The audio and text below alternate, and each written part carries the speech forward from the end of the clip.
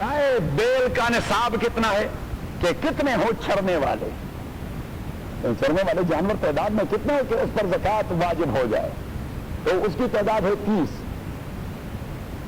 بھیڑ بکریوں کا نصاب ہے 40 اور کیمل کا نصاب ہے 5۔ ایگریکلچر لینڈ کے آؤٹ پٹ دوسرا نو، زرعی زمینوں کے محصولات، ایک قسم کی زمینیں ہوتی ہیں، ایک کو کہتے ہیں بارانی اور دوسرے کہتے ہیں آبی۔ ایک دفعہ سے میرا اتفاق نہیں، اس لیے کہ آپ کا ایک وسیلہ نہیں ہے، چاہ تو ایک جگہ پہ کہیں کنویں سے نکال کر اریگیشن کرتے رہیں گے۔ بارانی اور آبی، بارانی میں انسانی محنت کم ہوتی ہے، بس ڈال دیتے ہیں اور کوئی فرٹیلائزر چلے گئے پھر کاٹنے کے لیے آ جائیں، صحیح ہے۔ لیکن آبی میں تو ہفتہ وار اریگیشن وہ جو ہے نا واٹرنگ ہوتی ہے، تو واٹرنگ کے ساتھ ساتھ وہاں ویڈز بھی بہت زیادہ نکلتے ہیں، جب ویڈز نکلتے ہیں تو ویڈز کو بھی آپ نے نکالنا ہوگا۔ نبی کریم صلی اللہ علیہ وسلم نے اس کے لیے کلیہ دے دیا کہ ما سقطہ السماء ففیہ العشر، دوسرے منتبی یہ نقل کیے ما سقطہ السماء ففیہ العشر وما سقی بغرب او دالیۃ ففیہ نصف العشر۔ حضور علیہ السلام کے زمانے میں وہ کنویں سے، پنجاب میں تو وہ سلسلہ تھا، وہ کنویں سے یا ہاتھ پر نکالا جاتا تھا اور یا اونٹوں پر نکالا جاتا تھا۔ وہ اونٹ وہ اس طرح ایک بڑی سی رسی اس کے گلے میں ڈال کر بہت بڑا ڈول اس کے پیچھے یا اس کے ذریعے نکالتا تھا۔ ایک کو کہتے غرب، دوسرے کو کہتے دالیہ۔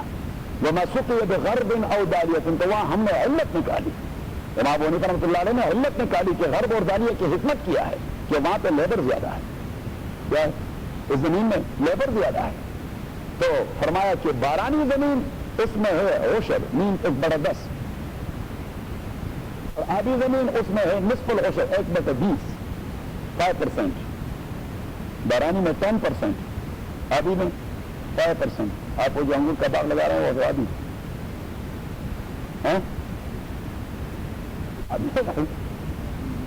تو آپ نے وہ انگور کے سارے پیسے یہاں لے آنے ہیں۔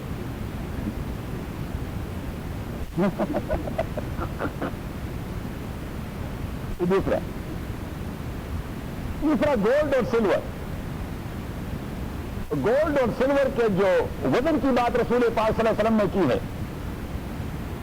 ہمارے انڈیا میں تولوں کے اعتبار سے ہوتا ہے، یہاں پہ اونس کے اعتبار سے ہوتا ہے۔ وہاں تولے ہوتے ہیں، گولڈ کا نصاب 7.5 تولے، 7.5 تولہ، اور سلور کا 52.5 تولہ، 52.5،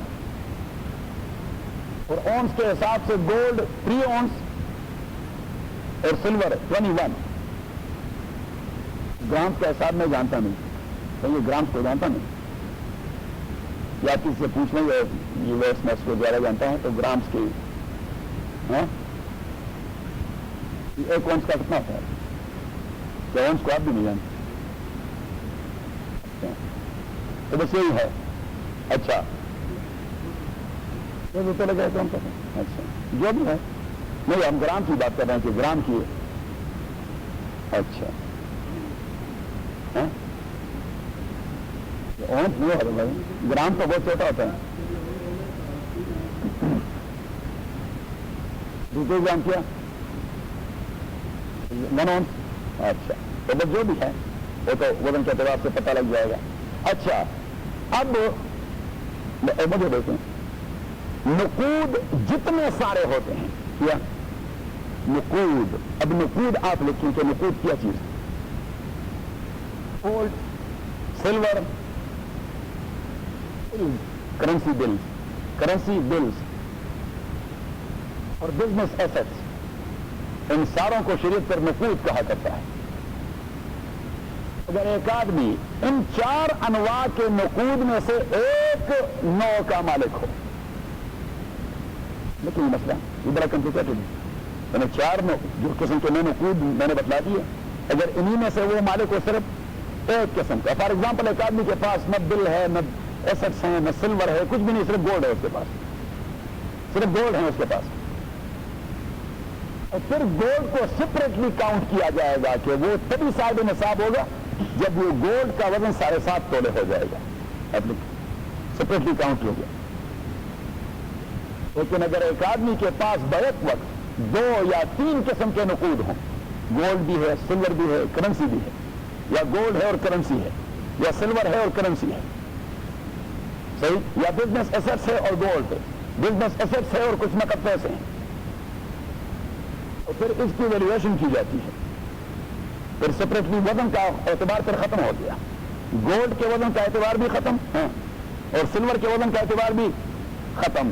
ابھی آپ نے اس کی مالیت کا اندازہ لگانا ہے، سارے کو کمبائن کر کے مالیت کا اندازہ لگانا ہے. لیکن مالیت اب بیس کرتی ہے کس چیز پر کہ مالیت کا اندازہ لگائیں گے؟ اس کے لیے جو ہے نا کرائٹیریا کیا ہوگا یا اس کے لیے اسٹینڈرڈ کیا ہوگا، کس اسٹینڈرڈ پر آپ ویلیویشن کریں گے؟ تو فقہا اسلاف کے زمانے سے جو چلے آ رہے ہیں وہ سارے فقہا اس بات پہ متفق ہیں کہ سلور کی قیمت پر آپ اس کی ویلیویشن کریں گے. کہ رسول اللہ صلی اللہ علیہ وسلم کے زمانے میں وہ سلور پر، خلفاء راشدین کے زمانے میں سلور پر، بنی امیہ اور بنو عباس کے زمانے میں سلور پر وہ ویلیویشن کراتے تھے. تو مینس کہ سارے کو کمبائن کر کے ایٹ 52.5 تولے یا 21 گرام سلور کی قیمت بن جائے اور آپ کی ضروریات سے زیادہ ہے تو ناؤ یو آر صاحب نصاب and you are bound to pay your زکات. جبکہ آج کے دور میں ایک نئی آئیڈیا یہ ڈیولپ ہو چکی ہے، کچھ علماء نے ڈیولپ کر دی ہے کہ سلور کا استعمال ترک کر دیا گیا ہے.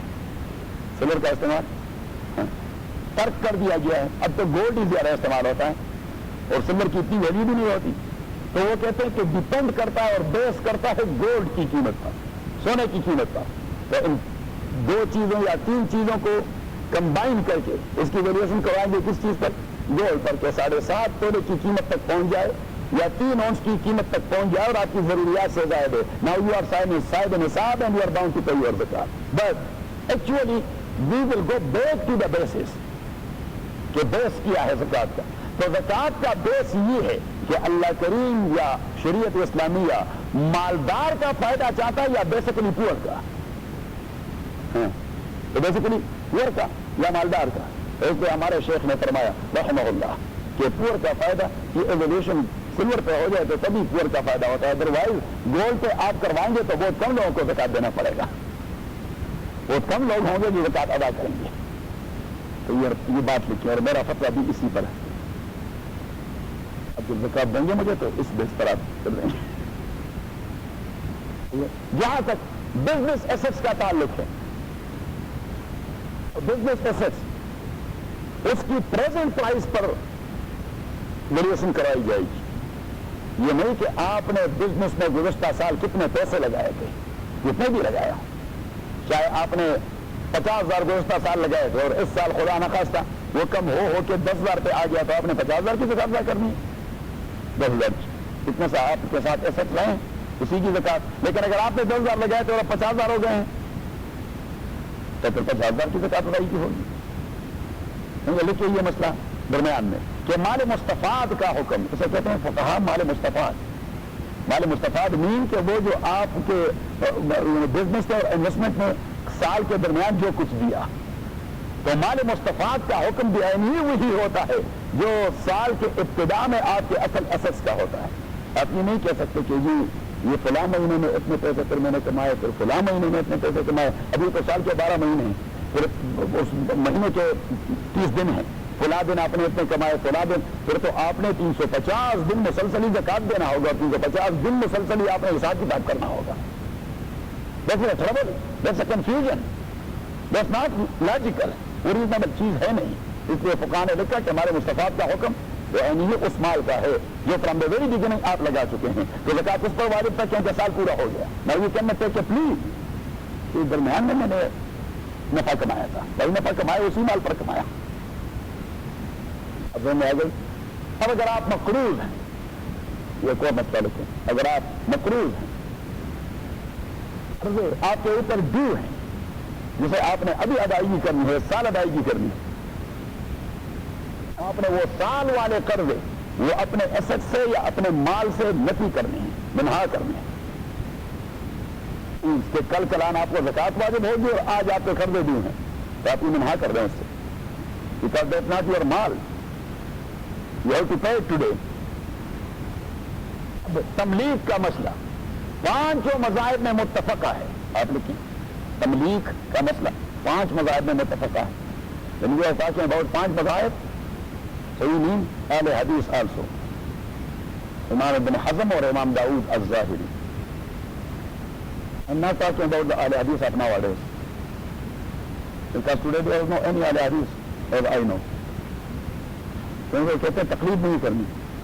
میں نے کہا تقلید نہیں کرنی کس کی؟ ابو حنیفہ کی. تقلید نہیں کرنی شافعی کی. تقلید نہیں کرنی احمد کی اور مالک کی. You yourself as a common man, you don't know what hadith is. You don't know what Quran says. You don't know the applicability of Quran and Sunnah. You will must follow the imam of your own masjid. بدخواہ رہا عالم پاک. میں نے کہا میرے ذہن میں نہیں آتا کہ آپ کے امام کا رتبہ امام ابو حنیفہ سے باری کیسے ہو گیا. آپ کا امام وہ زیادہ جانتا ہے ابو حنیفہ سے. آپ کے مسجد کا امام جس کا علم میرے جیسا واجبی ہے وہ شافعی سے زیادہ جانتا ہے. انا للہ و انا. یہ اصل میں ایک راستہ ہے جو لوگ کھلوا رہے ہیں آزاد منشی کے لیے. علامہ ابن الحمام نے فتح القدیر کے اندر اسے تشریح کے دیا ہے. You follow one's own desires. صحیح. آپ کو کہے گا یہ بخاری نے حدیث نقل کی ہے. بھائی بخاری آپ کے لیے کوئی مستند نہیں. ترمذی آپ کے لیے کوئی مستند نہیں. اس لیے کہ آپ تقلید کو ڈینائی کر رہے ہیں. تو تقلید کو جب ڈینائی کر رہے ہیں ultimately you are going to condemn مقلدین آلسو. وہ تقلید کو کنڈیم کرنا مینس کہ آپ مقلد کو بھی کنڈیم کر رہے ہیں. اور جو آدمی آپ کنڈیم کر رہے ہیں he will never be considered as an authentic authority for you to take a plea of his saying. So Imam Bukhari himself, he was a muqallid of Imam Shafi.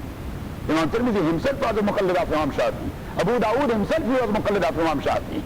So why you are going to take plea of the narration narrated by Imam Bukhari? Why you are condemning taqleed? Ultimately you are condemning Imam Bukhari and Imam Tirmidhi. So you have no any right to take in consideration the hadith narrated by Imam Bukhari. یہ ایک مقبول بات ہے کہ وہ امام بخاری وہ تو ہے کنڈیمڈ ان اے سینس کہ آپ تقلید کو کنڈیم کر رہے ہیں, شرک کا مرادف قرار رہے ہیں. جب شرک کا مرادف قرار رہے ہیں امام بخاری مشرک ہیں. اب جب امام بخاری مشرک ہیں, مشرک کی کوئی روایت قابل قبول نہیں. مشرک کی روایت قابل قبول ہے. کافر اگر ہمیں روایت پہنچائے کہ آپ کے نبی نے یہ کہہ دیا ہے, I will never admit کہ میرے نبی نے کہہ دیا ہے, because I don't believe that you are a Muslim. لیکن لوگوں کا عقل کام نہیں کرتا کہ بھائی اس لیے تو اللہ کریم قرآن میں جگہ جگہ فرمائے کہ فان نئے فقیم پتہ نہیں کون سے اسٹیشن سے بول رہے ہیں, کہاں سے بول رہے ہیں. تو آپ ذرا نیچے دیکھیں. انما الصدقات للفقراء. بات یہ کہ صدقات للفقراء یہ فقراء کی ہے, تو تملیغ کی بات میں کر رہا تھا. تو 5 مذاہب امام شافعی, ابو حنیفہ, امام مالک, احمد بن حنبل اینڈ امام داؤد الظاہری. یہ نام آپ یاد رکھیں.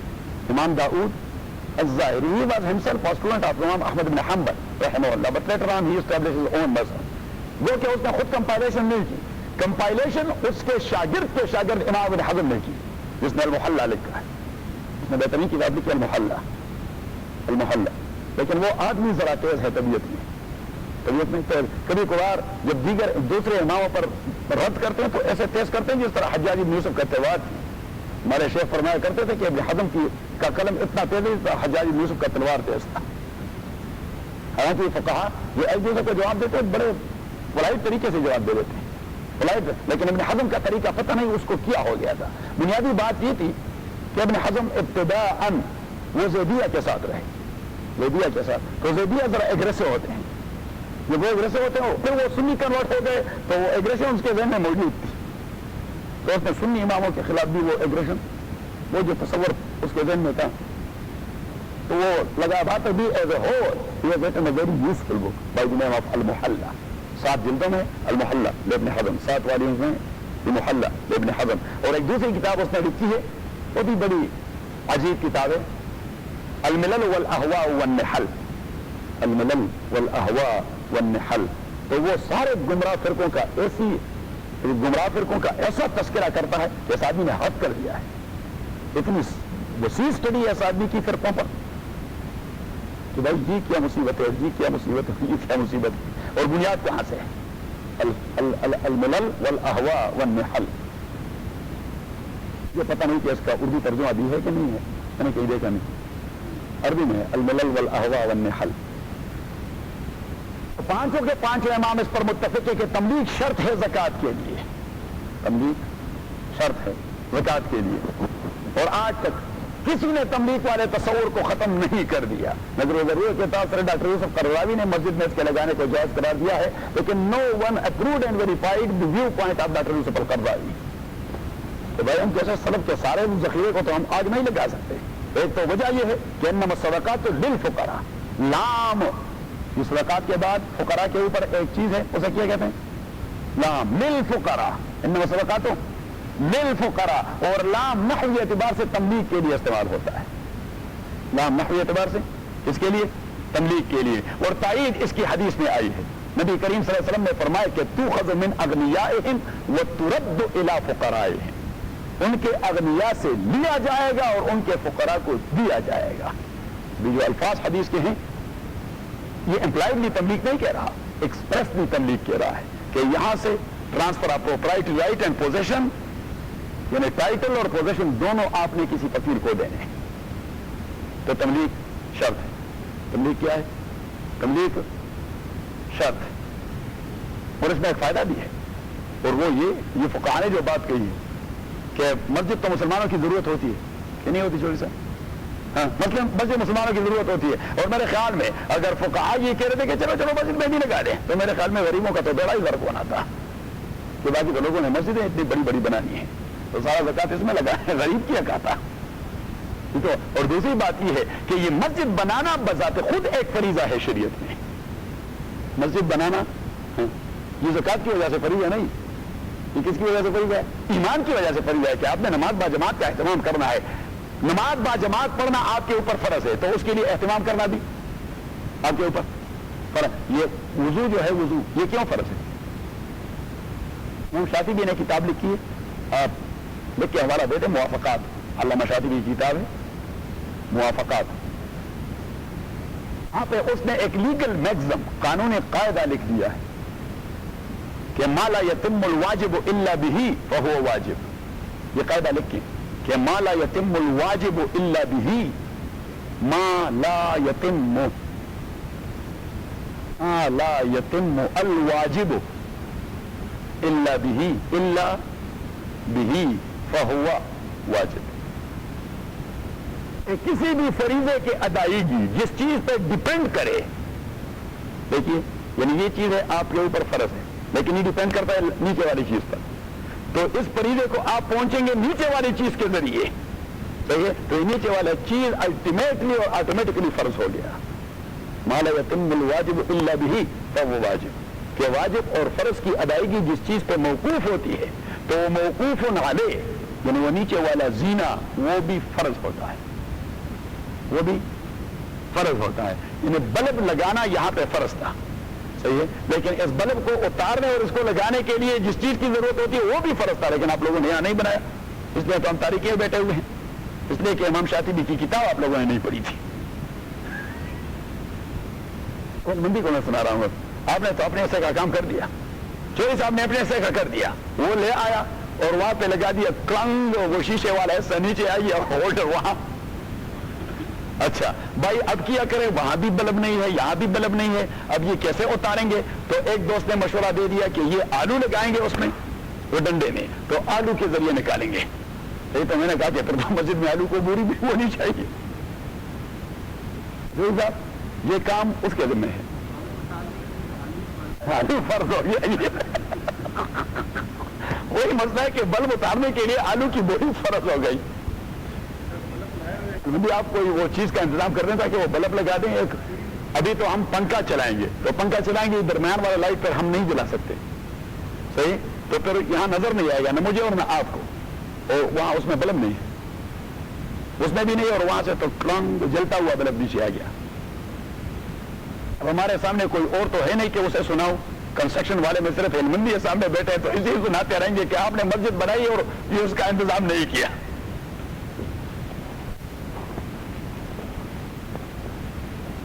اچھا, تو انما الصدقات للفقراء. اب دوسرا مسئلہ فقہاء کے نزدیک کہ کیا گرینیڈا ہل کی زکوٰۃ یہاں سے باہر آپ بھجوا سکتے ہیں؟ تو حضور علیہ الصلوۃ والسلام نے جو بات کہی ہے کہ تؤخذ من اغنیائہم وترد الی فقرائہم، کسی لوکلٹی اور کمیونٹی کے اغنیاء سے ان کا زکوٰۃ لیا جائے گا اور اسی کمیونٹی کے فقراء میں تقسیم کیا جائے گا. So first of all, according to Abu Hanifa, that is the right of the poor people here in Grenada Hills. Later on, if we will not find any poor here, or we have given them, جو ان کے لیے کافی ہوتا ہے, and we have extra money, now we will send it to other localities.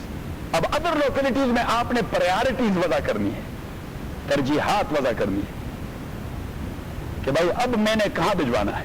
تو for example now the Muslim of Kosovo they are in great trouble, تو ہم priority دیں گے کس کو کہ بھائی یہ کسووا کے مسلمانوں کی امداد ہونی چاہیے, زکوٰۃ کے پیسے کسووا والے مسلمانوں کو ہم دیں گے. صحیح ہے, اگر کسی دوسرے خطے میں کوئی ٹربل میں تو ہم کہیں گے زکوٰۃ کے پیسے ہم انہیں دیں گے. البتہ امام ابو حنیفہ رحمۃ اللہ علیہ کے نزدیک یہ ہے کہ آدمی اپنے زکوٰۃ کے پیسے اپنی لوکلٹی سے باہر اپنے رشتہ داروں کو بھجوا سکتے ہیں. ان کے رشتہ دار زکوٰۃ کے مصرفوں پاکستان میں فار ایگزامپل, انڈیا میں فار ایگزامپل, کسی عرب کنٹری میں جہاں بھی ہو, جس ملک سے بھی اس کا تعلق ہو, تو رشتہ دار مثلا اس کا چچا ہے, اس کا چچا زاد ہے, اس کا ماموں ہے, ماموں زاد ہے, خالہ زاد ہے, ان کا تو ویسے بھی رشتے کا ایک حق ہے اور یہ مزید انہیں دے نہیں سکتا, تو یہ دے سکتے ہیں رشتے کی بنیاد پر. یہ مسئلہ آپ لکھیں کیونکہ یہ مسائل آپ سے پوچھے جائیں گے. میں نے آپ کو سند دینے کہ یہ لوگ مفتی بن گئے. صاحب نہیں, یہ تو تب بنیں گے جب 15 سال پڑھیں گے نا, دوسرا سال تو پورا ہونے والا ہے, کمیونٹی میں نہ ہو. انما الصدقات للفقراء والمساکین والغاملین علیہا, بات یہ الصدقات کہ صدقات واجبہ للفقراء. چوہی صاحب ایسے قرآن سیکھنا ہے بڑا مشکل کا,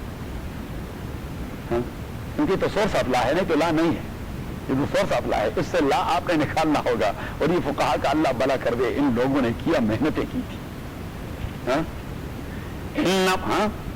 پوری زندگی لگائی تھی. امام ابو حنیفہ رحمۃ اللہ علیہ تبھی فرماتے ہیں, خطیب بغدادی نے واقعہ نقل کیا ہے کہ وہ بغداد میں امام ابو حنیفہ رحمۃ اللہ علیہ جا رہے تھے, ایک بچہ بارش میں دوڑ رہا تھا, بارش ہو رہی تھی تو ایک بچہ دوڑ رہا تھا, تو امام صاحب نے جواب دی, آواز دے دی کہ بنی اللہ تنزل کا, بیٹے ذرا آرام سے پھسل جاؤ, پھس لینا.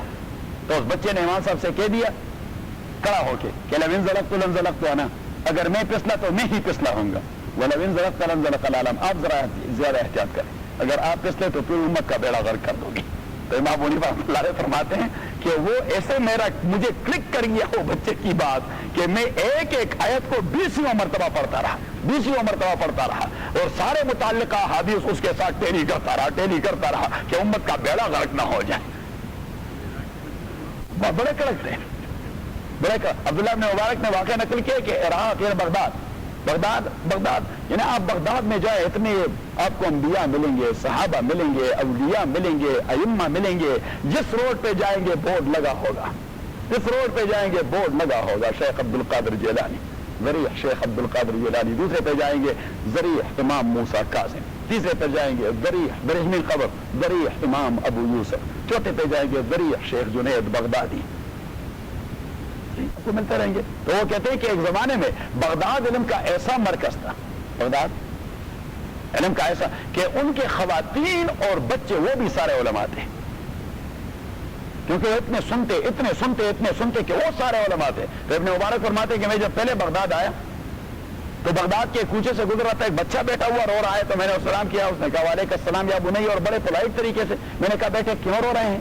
اس نے کہا یہ 12-13-14 سال کا بچہ ہوگا, کیوں رو رہے ہیں؟ اس نے کہا اللہ کی ڈر کی وجہ سے رو رہا ہوں.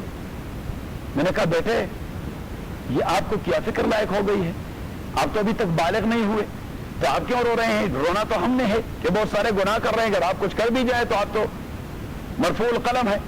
تو اس نے کہا کہ نہیں بابا, میں نے آج اپنی امی کو دیکھ لیا, وہ ہانڈی پکا رہی تھی تو بڑی بڑی لکڑیاں جب اس نے اس میں ڈال دی چھولے میں, تو آگ لگانے کے لیے اس نے نیچے اس کے چھوٹے چھوٹے کنکر رکھ دیے, چھوٹی چھوٹی تنکیں رکھ دی, چھوٹی چھوٹی لکڑیاں, ان کو آگ جلائے تو اسی کے سہارے بڑوں کو جلایا گیا, کیونکہ بڑی لکڑیاں تو اسے اس طرح. تو اس نے کہا کہ میں نے کہا کہ اگر خدا نے بھی بڑوں کو جلانے کے لیے مجھے نیچے کر دیا, چھوٹے چھوٹوں کو نیچے کر دیا, تو مجھے یہ فکر لائق ہو گئی ہے. تو عبداللہ ابن مبارک فرماتے ہیں کہ مجھے اس بچے کے احساسات پہ رشک آیا کہ خدا بندہ یہ ایمان اگر مجھے نصیب ہو. اور میں نے کہا کہ ویسے ہے تو بچہ عمر کا لیکن بڑا عالم فاضل معلوم ہوتا ہے. تو میں نے کہا بیٹے میں ایک مسئلے میں کنفیوز ہوں. اس نے کہا وہ کیا؟ میں نے کہا یہ دو چیزیں، ایک کو روح کہتے ہیں ایک کو نفس کہتے ہیں. یہ روح اور نفس کی جو ڈسٹنکشن اور امتیاز ہے آپ ڈفرینشیٹ کر سکتے ہیں؟ روح کیا چیز ہے اور نفس کیا چیز ہے؟ تو اس نے کہا کہ بابا ابھی کل کلام میں امام ابو حنیفہ کے درس میں بیٹھا ہوا تھا اور وہ درس دے رہا تھا اور اس نے اس کو ڈفرینشیٹ کر دیا اور اس نے کہہ دیا کہ یہ ایک ہی ایلیمنٹ ہے انسانی بدن کے اندر. کیا ہے؟ ایک ہی ایلیمنٹ ہے انسانی بدن کے اندر. اذا امرتک بالحسنات یعبر عنها بالروح، جب آپ کو نیکی کی طرف راغب کرے تو ہم اسے روح کہتے ہیں. وَإِذَا أَمَرَتْكَ بِالسَّيِّئَاتِ يُعَبَّرُ عَنْهَا بِالنَّفْسِ، اور جب وہ ایلیمنٹ آپ کو برائی کی طرف لے جائے تو پھر وہ نفس بن جاتا ہے. تو پھر وہ نفس. تو ابن مبارک فرماتے ہیں کہ میں تو ویسے بھی پڑھنے آ گیا تھا امام ابو حنیفہ کے پاس، ابھی تک داخلہ نہیں لیا تھا اور مجھے پتا تھا کہ بہت سارے طلباء ہیں اس کے پاس تو داخلے کے لیے جگہ بھی نہیں. تو میں نے کہا کہ اگر داخلے کی جگہ نہیں چلو میں محنت مزدوری کروں گا لیکن بیٹا رہوں گا، کیونکہ یہ تو ایک ایسا مسئلہ اس بچے نے امام ابو حنیفہ سے اس بچے نے اتنا سیکھا تو پتہ نہیں میں کتنا کچھ سیکھوں گا.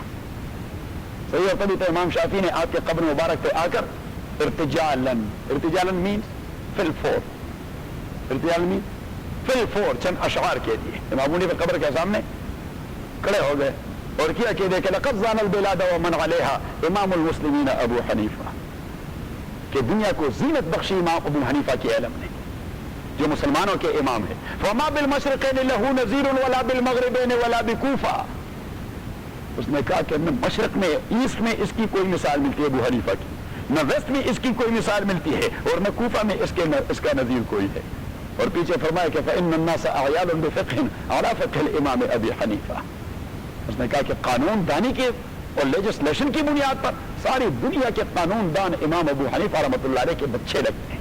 اور میں نے آپ کو بتا دیا تھا کہ لندن کے لا کالج میں جو ایمیننٹ اسکالر کا بورڈ لگا ہوا ہے، ایمیننٹ اسکالر، تو اس میں at the top of the list انہوں نے لکھ دیا ہے محمد پیس بی اپان ہے. کیونکہ وہ کہتے ہیں فاؤنڈر ہیں.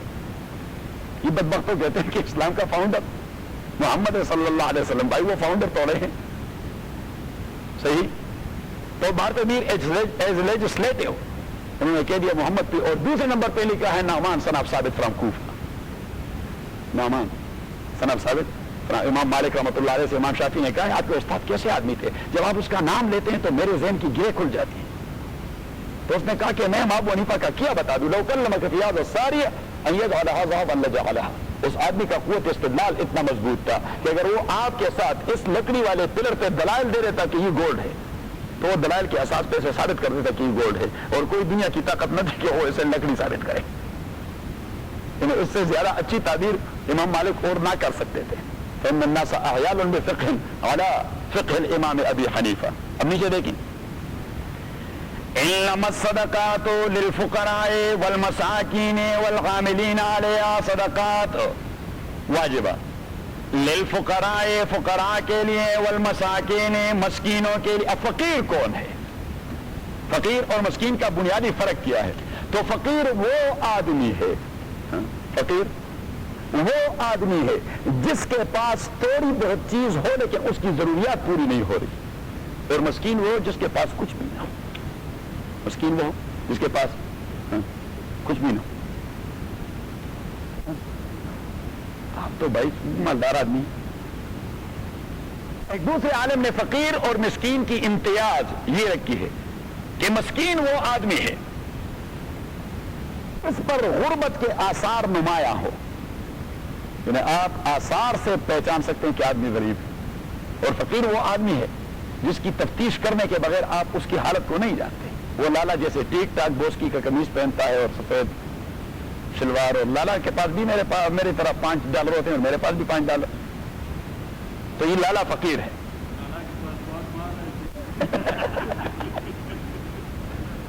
اور تیسرا فرق ایک عالم نے یہ بتا دیا ہے کہ فقیر وہ آدمی ہوتا ہے جو بھوکا تو مرتا ہے لیکن کسی سے مانگتا نہیں. بھوکا مرتا ہے لیکن کسی سے مانگتا نہیں. اور آدمی ہوتا ہے ہمیشہ کنفائنڈ ٹو دین. یہ آپ لکھیں کہ فقیر کا کا اطلاق اس غریب پہ ہوتا ہے کہ confine to then but he will never ask anyone. مسئلے سمجھا دیتے ہیں, مسئلے کو کاٹے نا کیونکہ ذہن میں آئے گا نہیں. اور مسکین وہ ہوتا ہے جو سوال کرتا ہے. مسکین وہ ہوتا ہے جو ہوتا تو غریب ہے لیکن اس میں قناعت نہیں ہوتی, وہ کیا کرتا ہے؟ سوال مانگتا ہے. فقیر کا یہ تصور اور اسے اپنے کارا مدد سے للفقراء الذین احصروا فی سبیل اللہ, سورہ آل عمران.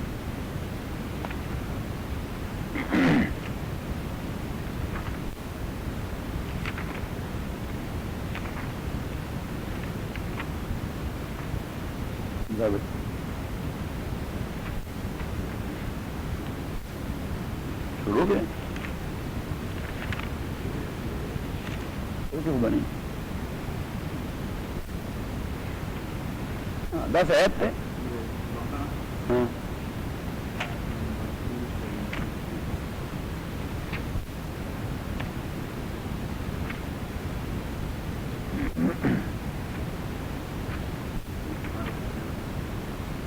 لیا.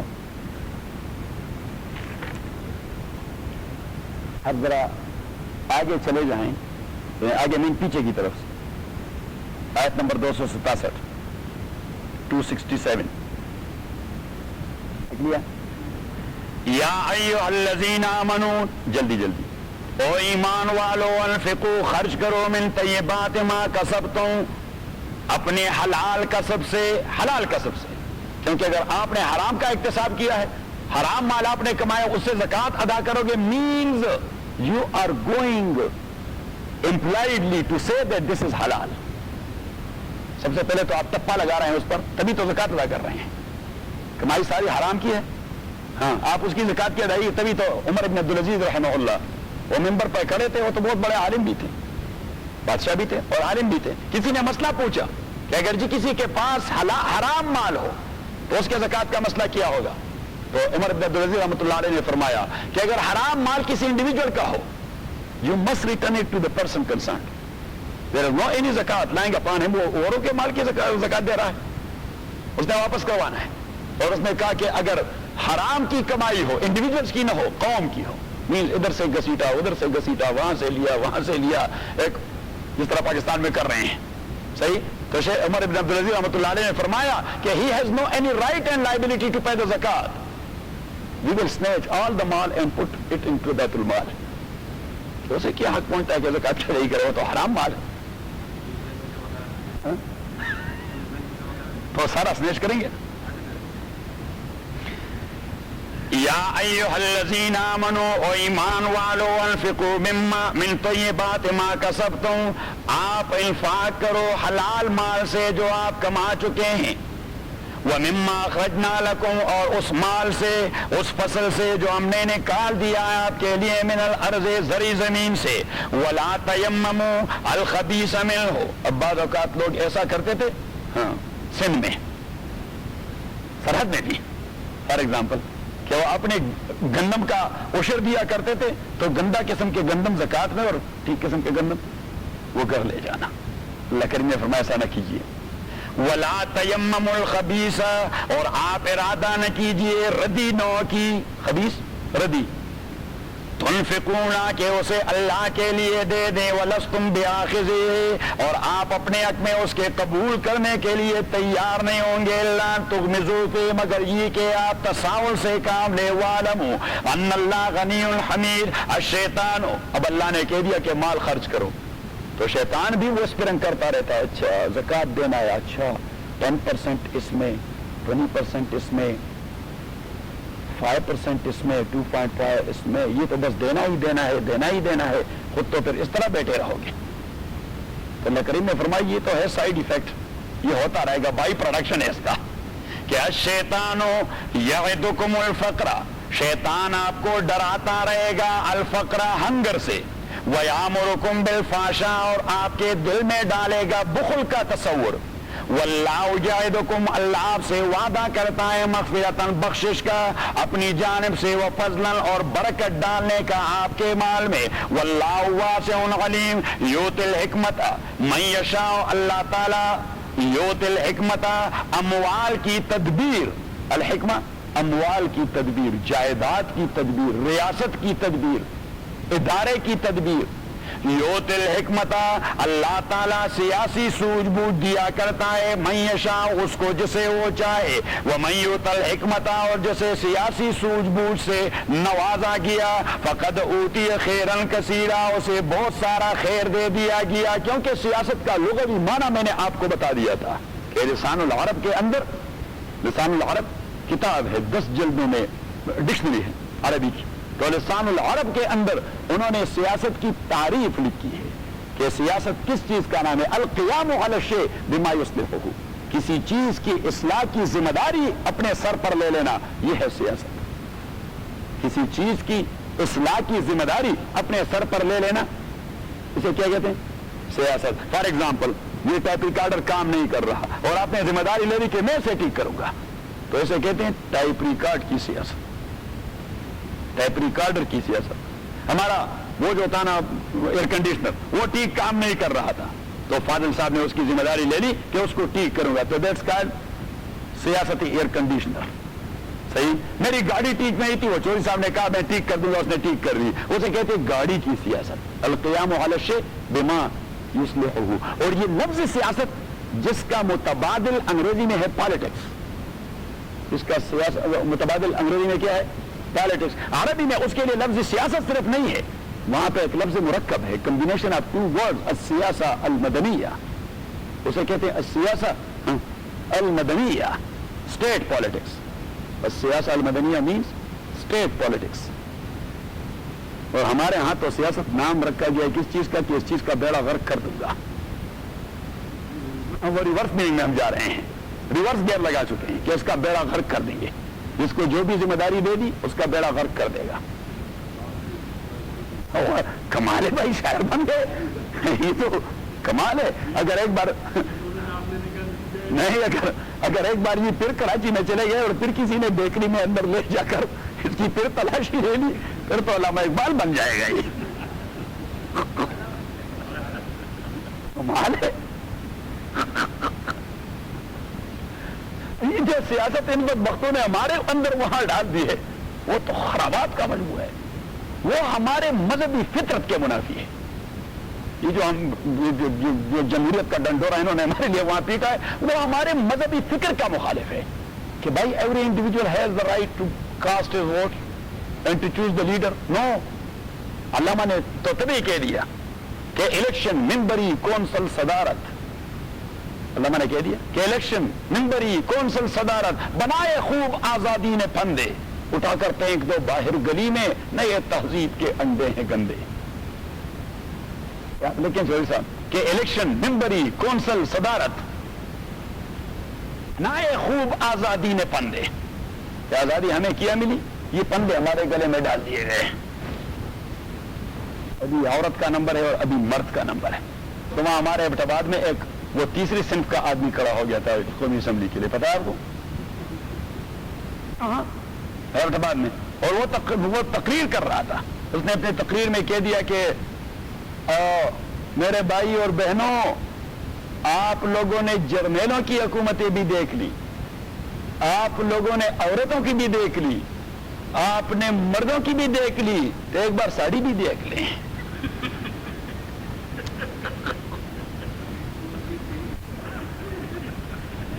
یہ تو وہی چیز ہے، الیکشن ممبری کونسل صدارت بنائے خوب آزادی نے پندے، اٹھا کر پھینک دو باہر گلی میں، نئے تہذیب کے انڈے ہیں گندے. اور فارسی میں علامہ کا ایک شعر کلیات میں اس نے کہہ دیا کہ گریز گریز از طرز جمہوری غلام پختکاری شو، کہ جمہوریت کا جو تصور ہے اسے پھینک دو کہیں. گریز از طرز جمہوری غلام پختکاری شو، جس آدمی کو اللہ نے ٹیلنٹ دیا ہو اس کو فالو کرو. گریز از طرز جمہوری غلام پختکاری شو، کہ از مغز 200 خر فکر انسانی نمی آیت. اگر آپ 200 گدوں کو جمع کریں گے تو ایک انسان کا دماغ اس سے بن سکتا ہے کہ از فکر 200 کہ از مغز 200 خر فکر انسانی نمی آیت. اور ایک تیسرا شعر کہہ دیا ہے کہ جمہوریت ایک طرز حکومت ہے کہ جس میں بندوں کو گنا کرتے ہیں تولا نہیں کرتے. وہاں تو کوئی تولتا نہیں، شمار کرتا ہے کہ پیپر کتنے پڑے ہیں. ایک جانب اظہر جیسے عقل مند آدمی کا پیپر پڑا ہوگا اور دوسری جانب میرے جیسے نہ جاننے والے آدمی کا پیپر، لیکن ویلیوز دی سیم.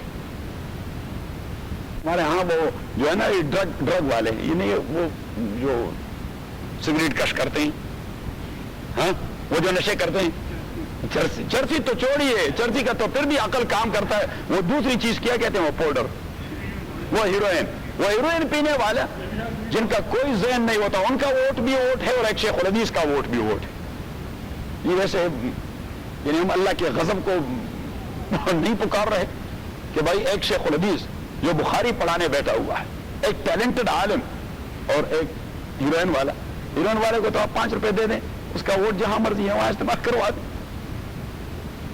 اس لیے کہہ دے کہ بندوں کو گنا کرتے ہیں، تولا نہیں کرتے. تو یہ آیت جو بقرہ والی ہے، وَمَن يُؤْتَ الْحِكْمَةَ فَقَدْ أُوتِيَ خَيْرًا كَثِيرًا، اسے خیر کثیر دیا گیا.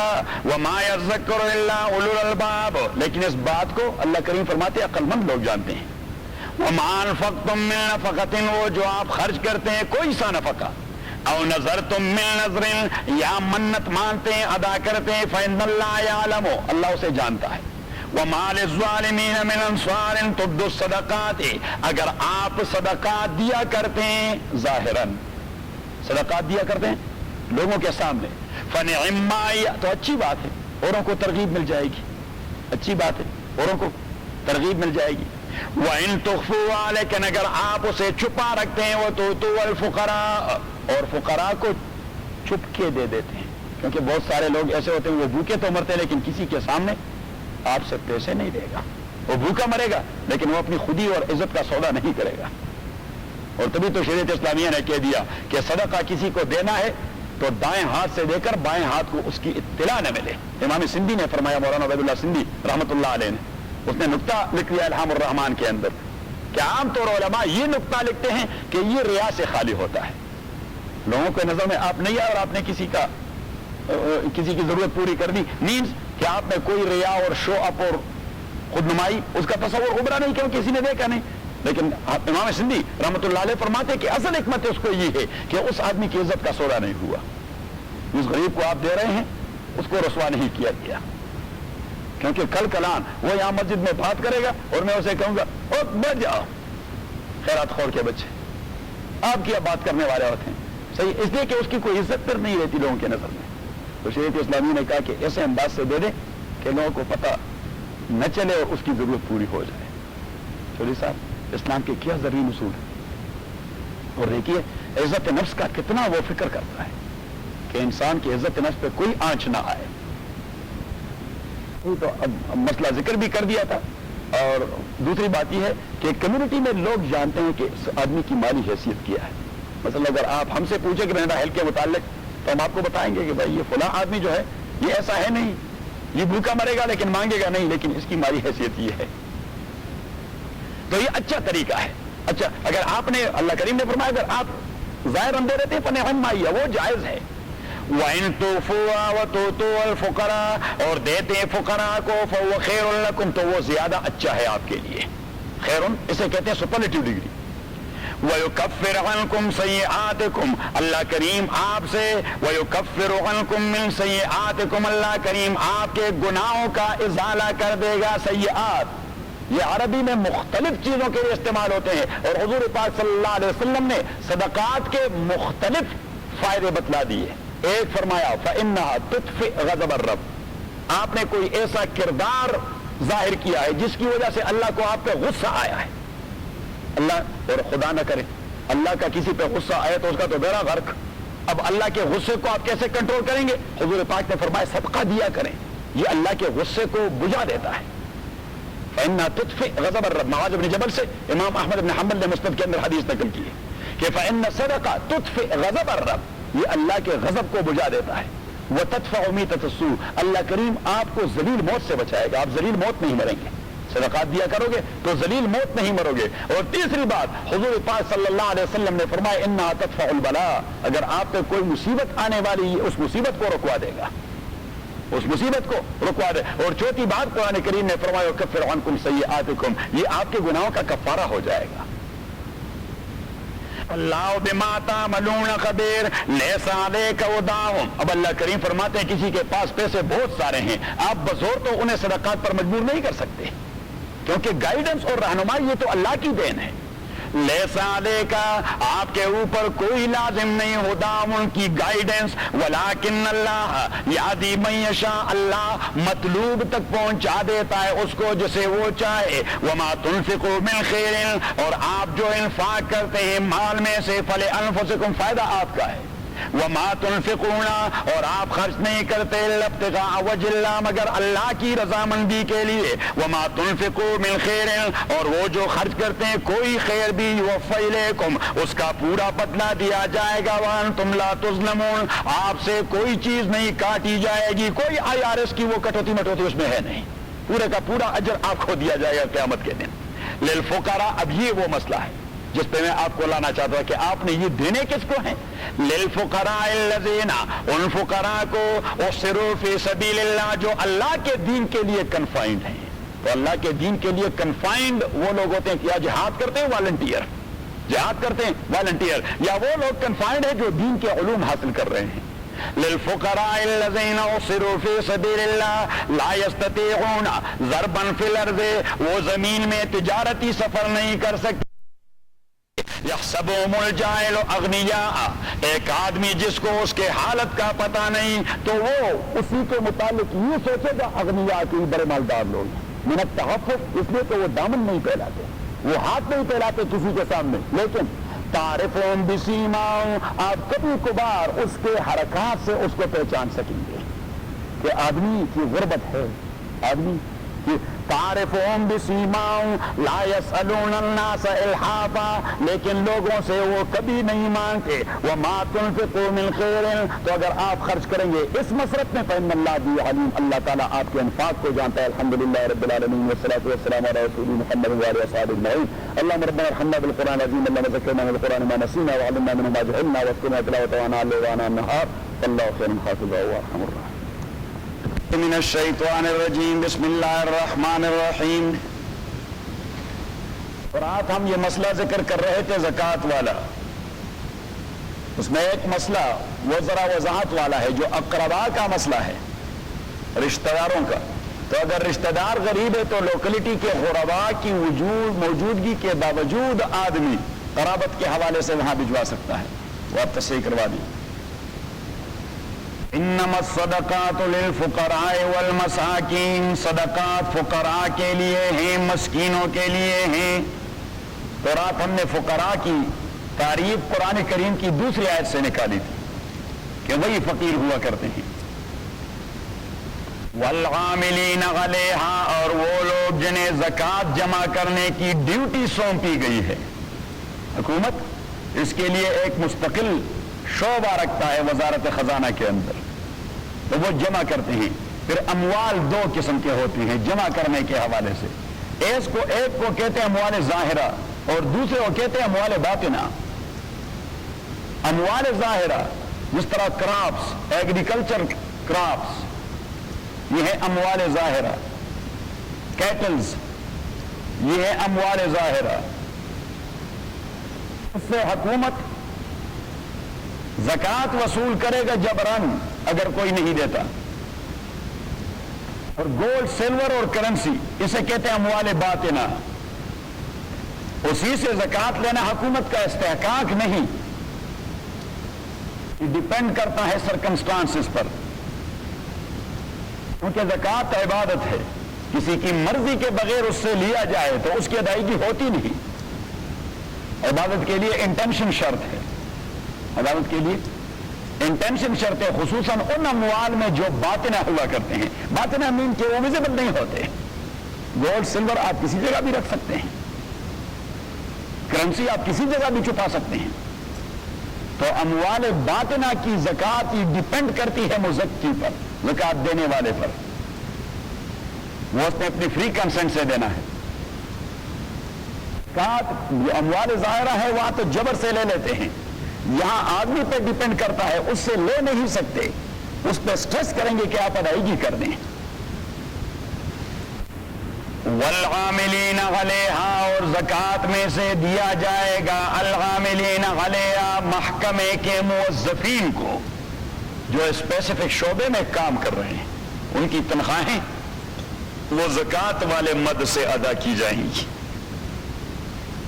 والمؤلفۃ قلوبہم، اور ان مسلموں کو دیا جائے گا تاکہ ان کی تالیف قلب ہو جائے کہ بھائی اسلام صرف لائبلٹیز کا نام نہیں، یہ آدمی کے جیب میں بھی کبھی کبھار کچھ نہ کچھ ڈالتا ہے، تاکہ وہ پختہ ہو جائیں. حضور علیہ الصلوۃ والسلام نے 2 قبیلوں کے سرداروں اقرا ابن حابس اور عیینہ ابن حصن، بڑے مالدار لوگ تھے، لیکن حضور نے ان کے لیے زکوٰۃ سے اسپیسیفک پورشن مقرر کر دیا تھا تاکہ وہ اسلام میں پختہ ہو جائیں. حضرت ابو بکر رضی اللہ تعالی عنہ جب ان کو زکوٰۃ دینے کا فیصلہ کر رہے تھے تو حضرت عمر نے انکار کر دیا. اس نے کہا نہیں، اب ہمیں کوئی ضرورت نہیں سرداروں کے سپورٹ کی، اسلام خود اپنے تئیں اتنا قوی ہے کہ سرداروں کی کوئی ضرورت نہیں ہے سپورٹ کی، اب یا مانے یا نہ مانے تپڑ ماریں گے انہیں. صحیح. اور حضرت ابو بکر بشمول ارباب شورا اور اصحاب شورا کے کسی نے حضرت عمر کی رائے کو کاؤنٹر نہیں کیا. تو اب المؤلفۃ قلوبہم، جہاں اسلام قوی ہے وہاں پہ کوئی ضرورت نہیں مؤلفۃ القلوب کو زکوٰۃ دینے کا، لیکن جہاں پہ اسلام کمزور ہے وہاں نو مسلم اگر وہ زکوٰۃ کا مستحق نہ بھی ہو، مینز مالدار ہے، لیکن پھر بھی آپ اسے دے دیں کہ وہ پختہ ہو جائے دین میں. تو ہم یہاں اگر کبھی یہ فیصلہ کر دیں کہ بھائی یہ فلاں کو دے دے، یہ نو مسلم ہے، اس لیے کہ اس کی تالیف قلب ہو جائے. والمؤلفۃ قلوبہم وفی الرقاب، اور دیا جائے گا مکاتبین کو. الرقاب مکاتبین، ایک کو کہتے ہیں مکاتب اور دوسرے کو کہتے ہیں ساعی. نے تفصیل سے بتا دیا تھا کہ یہ غلامی اور سلیوری کا تصور اسلام کا نہیں، یہ تو رومن اور بیزنٹائن امپائر سے آ چکا تھا، اور شریعت اسلامیہ نے customs usages and conventions, customs usages and conventions, رسم و رواج اور عرف و عادت، اس کو بیت جنبش قلم ختم نہیں کیا. حضور علیہ الصلوۃ والسلام نے اس کی کیٹیگریز بنائی، 3 کیٹیگریز، وہ عادات اور وہ عرف اور کسٹم کنونشنز، وہ رسم و رواج جو اسلام کے اصولوں سے ٹکراتی نہیں تھی، رسول اللہ علیہ الصلوۃ والسلام نے اسے رکھا ایز اٹ از. مثال میں 2 بار دی تھی، رسول اللہ علیہ السلام نے ایز اٹ از رکھی اور ابھی تک ہے اور قیامت تک رہے گا. کام اس طرح نہیں چلے گا، یہ کام اس طرح نہیں چلے گا. آپ لوگوں کے اسٹوڈنٹ ہونے کا ثبوت فراہم کرنا ہے، ادروائز پھر وہ میں کہوں گا کہ انٹرٹینر آ چکے ہیں کہ نہیں، تو اسٹوڈنٹس نہیں، آپ کی ٹائٹل تبدیل جن تبدیل ہو جائے گی آپ لوگوں کی. تو میں نے کہہ دیا تھا کہ حضور پاک صلی اللہ علیہ وسلم نے ان انٹینشنل مرڈر، قتل خطا کے حوالے سے اہل مکہ سے پوچھا کہ آپ قتل خطا کے حوالے سے کتنا بلڈ منی لے لیتے تھے؟ تو انہوں نے کہا کہ آپ کے دادا جی عبد المطلب ہمارے چیف تھے، انہوں نے پہلے 10 اونٹ رکھے، لوگ احتیاط نہ برت رہے تھے، نیگلیجنس کر رہے تھے، تو 20 کر دیے، پھر بھی نیگلیجنس 30 40 50 60 70 80 90، اور جب 100 پر پہنچ گیا کہ اگر کوئی قتل خطا کا مرتکب ہو گیا تو اس نے 100 اونٹ بطور بلڈ منی کے مقتول کے ورثاء کو دینے ہیں. اب 100 اونٹ، جسٹ امیجن، آج کے دور میں 1 اونٹ وہ ملتا ہے 60-70 ہزار کا پاکستانی کا، مینز $1 کا، تو آلموسٹ $100,000. کتنے؟ $100,000 بلڈ منی یہ آپ دیں گے، پھر لوگ نیگلیجنس کریں گے. تو انہوں نے کہا کہ اس سے لوگ منع ہو گئے. حضور علیہ الصلوۃ والسلام نے فرمایا فَإِذًا هُوَ دِينِي، یہی میرے دین کا بھی تقاضا ہے. تو یہ بلڈ منی عبد المطلب کے قانون سے شریعت اسلامیہ نے لے لیا، کیونکہ اس میں کوئی برائی تھی نہیں، اس میں کوئی قباحت تھی نہیں. یہ آپ کو سامت ایک دوسرا تصور ہے شریعت اسلامیہ میں. مقتول تو مل گیا، خدا نخواستہ انسینو آدمی پر مقتول مل گیا، اس پر ضرب کے نشانات بھی ہیں، گولی کے آثار بھی ہیں، انہیں مارا گیا ہے، ہارٹ اٹیک سے نہیں مرا. اسے مارا گیا ہے، اسے قتل کیا گیا ہے، لیکن قاتل ان نون ہے، کس نے مارا؟ ابھی اس کے ورثاء کی ذمہ داری وہ کسی کو منشن کر دیں، کس سے بھائی آپ کی دشمنی انمیتی فلان فلان فلان فلان، صحیح؟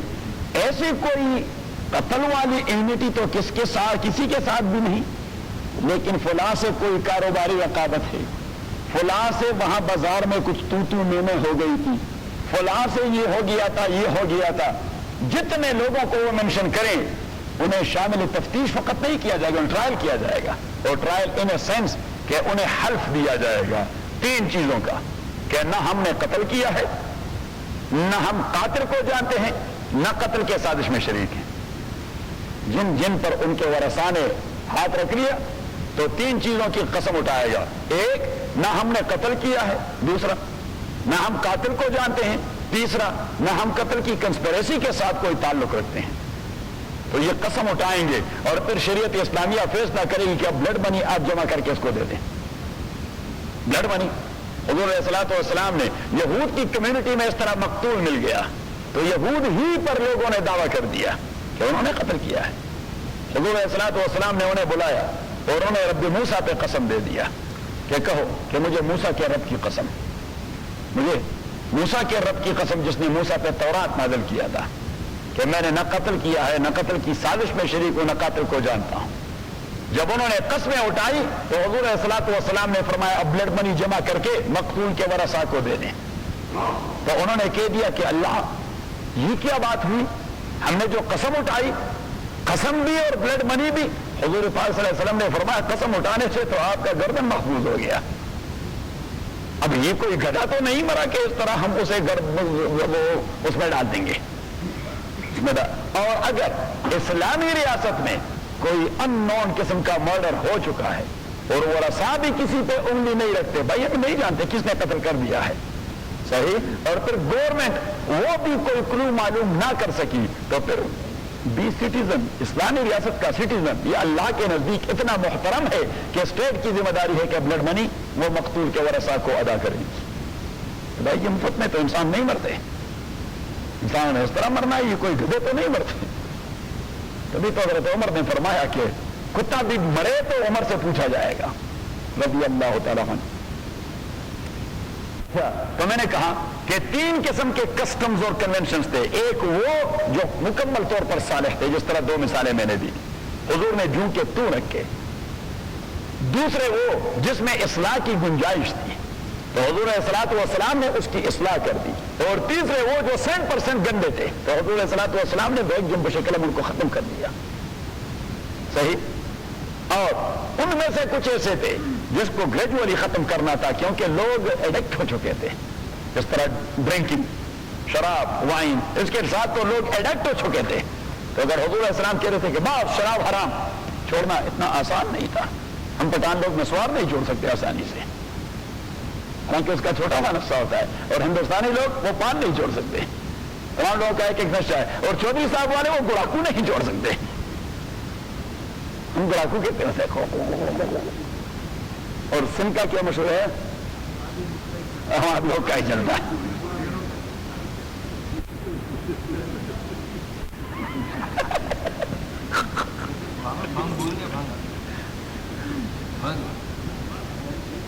اب رسول اللہ صلی اللہ علیہ وسلم نے بیک جنب شکلم ختم نہیں کیا، بلکہ دھیرے دھیرے آپ صلی اللہ علیہ وسلم شراب کے متعلق کبھی کبھار کچھ کہہ دیتے، کبھی کبھار، تاکہ عقلی اعتبار سے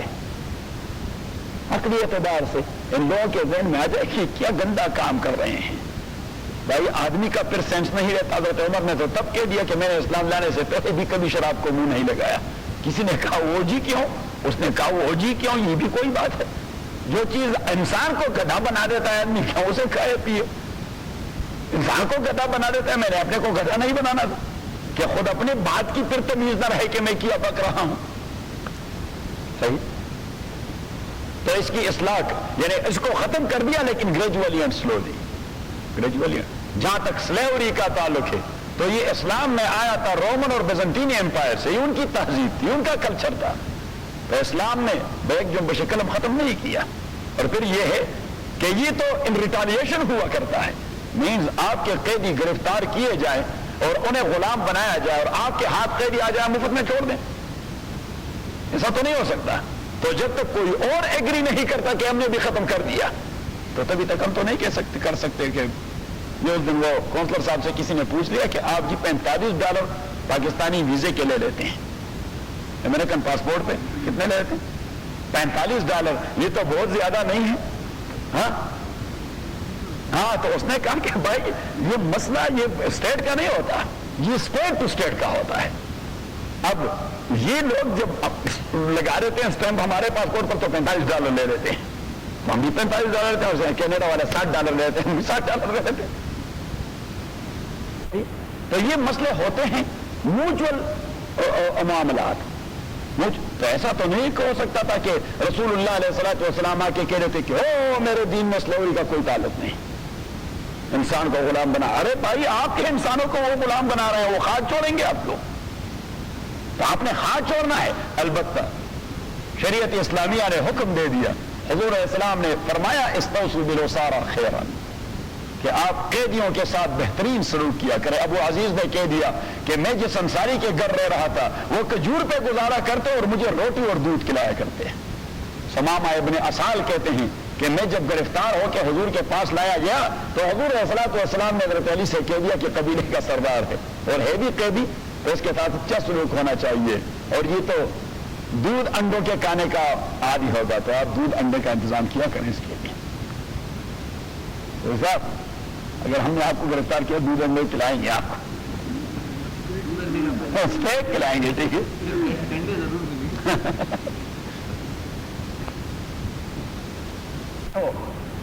اب جن کو غلام یا کنیز بنانا تھا شریعت اسلامیہ نے ان کے ساتھ بہترین سلوک کا حکم دے دیا. حضور پاک صلی اللہ علیہ وسلم نے فرمایا اتقوا اللہ فیما ملکت ایمانکم, اپنے غلاموں اور کنیزوں کے بارے میں اللہ سے ڈرو.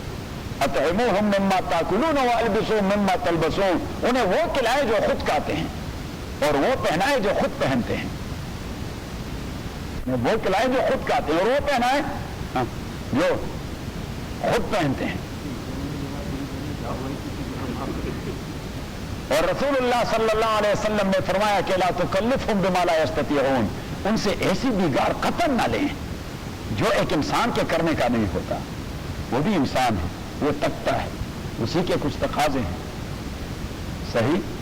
اور قرآن کریم نے فرمایا وما ملکت ایمانکم ان اللہ لا یحب من کان مختالا فخورا.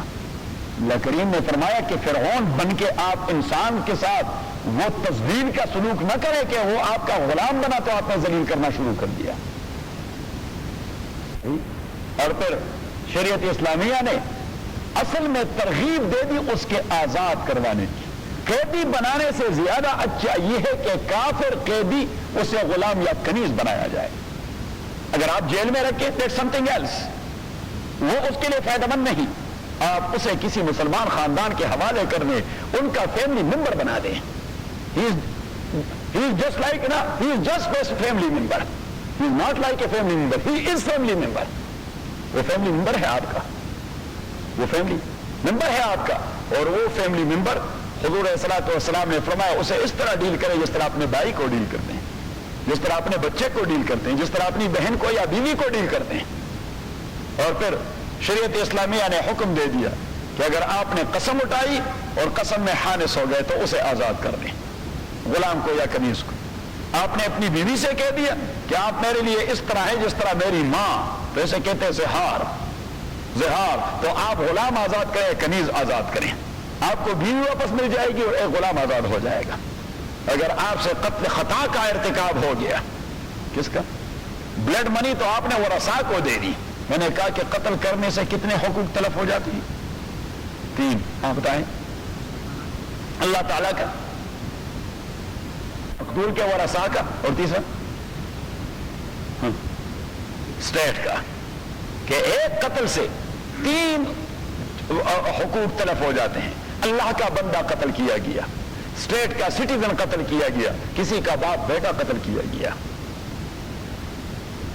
تو اگر قتل عمد ہے, قتل انٹینشنل مرڈر ہے, قتل عمد ہے مینس انٹینشنل مرڈر ہے, تو انٹینشنل مرڈر میں تو ایک ہی کیپٹل پنشمنٹ ہے, ساروں کو پہنچ گئی. اسٹیٹ کو بھی پہنچ گئی, اللہ کو بھی پہنچ گئی, اور وہ رسا کو بھی پہنچ گئی. لیکن اگر قتل خطا ہے, ان انٹینشنل نیگلیجنس کی بنیاد پہ ہو چکا ہے. قتل کے کتنے اقسام میں نے بتا دیے تھے جمہور کے نزدیک اور امام ابو حنیفہ کے نزدیک, اور جمہور کے نزدیک 3. کہ جمہور کہتے ہیں کہ قتل کے اقسام 3 ہی ہوتے ہیں. ایک قتل عمد انٹینشنل مرڈر, دوسرا قتل خطا, اور تیسرا قتل بالسبب.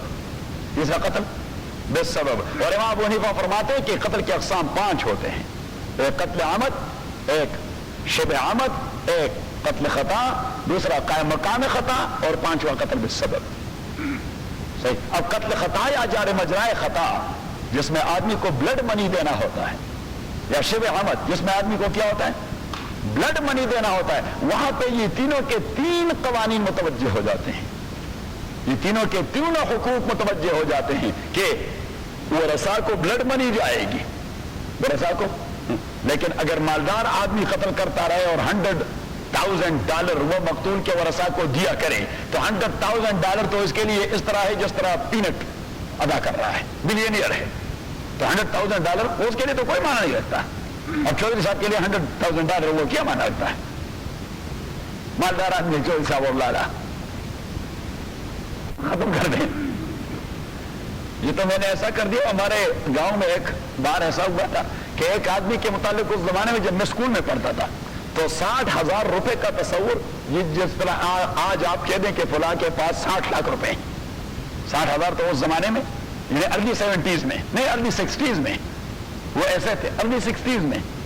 تو ایک آدمی نے حجرے میں کہہ دیا کہ یہ جو فلاں صاحب ہے نا, وہ نہیں تھے کہ یہ فلاں صاحب جو ہیں اونٹے والے سے کہہ رہے تھے, اس کے پاس 60,000 نقد رقم ہے. تو دوسرے آدمی نے اسے برجستہ کہہ دیا کہ خدا کا خوف کرو, وہ ہمارے جیسے بھوک سے مرتا ہے, آپ کسی سے اسے مرواؤ گے بھی وہ بھی مر جائے گا, اور مروانے والوں کو بھی کچھ نہیں ملے گا. چودھری صاحب اور لالا کا بھی یہی مسئلہ ہوگا.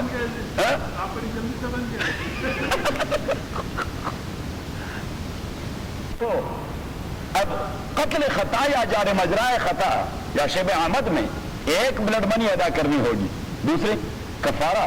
اللہ کا بندہ مار دیا ہے بغیر کسی ریزن کے, بغیر کسی جسٹ کاز کے مار دیا ہے, تو اس نے کفارہ ادا کرنا ہے. کفارہ میں کیا کرنا ہے, صیام شہرین متتابعین, 2 مہینے روزے رکھنے ہیں, یا اطعام 60 مسکینہ, 60 مسکینوں کو فطرانہ دینا ہے, یا فتحریر رقبۃ مؤمنہ کہ غلام کو آزاد کرنا ہے, یا کنیز کو آزاد کرنا ہے. دیکھیے یہ ساری چیزیں یہ اس جانب انڈیکیٹ کرتی ہے کہ شریعت اسلامیہ بمائی ای کے ان ریٹالیشن غلام اور کنیز بناتی ہے. صحیح, بدلے کے طور پر, لیکن پھر بھی ان کے ساتھ احسانات کرنا چاہتی ہے کہ وہ آزاد ہو جائیں. صحیح. تو اب غلام یا کنیز کسی کے گھر میں ہے, نبی کریم صلی اللہ علیہ وسلم نے فرمایا جس نے اللہ کے لیے آزاد کر دیا, کانت لہو عتق رقبتہ من النار, اللہ اس کے گردن کو جہنم کی آگ سے آزاد کرے گا. یہ پھر ترغیب دے دی گئی آزاد کروانے پر. 2 آدمیوں کا مشترک غلام ہے, ایک نے اپنا حصہ آزاد کر دیا, اور 50-50 تو نہیں ہو سکتا کہ 50% ہی از حر اینڈ آزاد اینڈ 50% ہی از غلام, اس میں تقسیم ہو نہیں سکتا.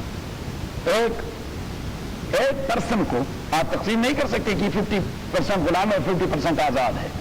اب ایک آدمی نے تو آزاد کر دیا, دوسرے آدمی کے لیے وہ کیا کرے گا؟